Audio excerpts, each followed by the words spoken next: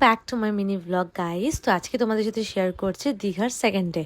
সকাল সকাল ঘুম থেকে উঠে কিন্তু আমি বাইরে বেরিয়ে গেছিলাম। আর এত সুন্দর ওয়েদার দেখতে মনে হলো নিজে নিজে একটু সময় কাটাই, তাই নিজে নিজে বসে বসে একটু দোলনায় সময় কাটাচ্ছিলাম নিজের মতন করে। আর এই ওয়েদারটা তোমাদের সাথে শেয়ার করছি। তারপর আমরা চলে গেছিলাম ব্রেকফাস্ট করতে। আর ব্রেকফাস্টে কিন্তু আমি খেয়েছিলাম পেটাই পরোটা, যেটা পেটাই পরোটা আমি কি বলবো জানি না। তো যাই হোক, তারপরে আমরা সেটা খেয়ে দিয়ে বিচে চলে গেছিলাম। আর সেখানে এত ভিড় দেখছিলাম আর এত ভালো লাগছিলো, আমি ভাবতে পারিনি যে এই টাইমে এই ওয়েদারে দীঘাতে এত লোক আসবে গরমে।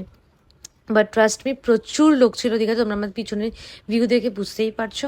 তারপর এখানে আমরা হেঁটে হেঁটে উদয়পুর থেকে আমাদের হোটেল অব্দি গেছিলাম। তারপরে একটু সুইমিং পুলে আমরা মজা করে রাত্রেবেলা একটু নিজের মতো নিজের সময় কাটাচ্ছিলাম। আবার আমার একা থাকতে না ভীষণ ভালো লাগে।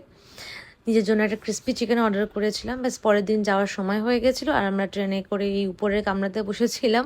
আর আসার সময় বিশেষ করে এই হাওড়া স্টেশনের রাস্তাটা এত ভালো লাগছিলো, বৃষ্টিও হচ্ছিলো। তো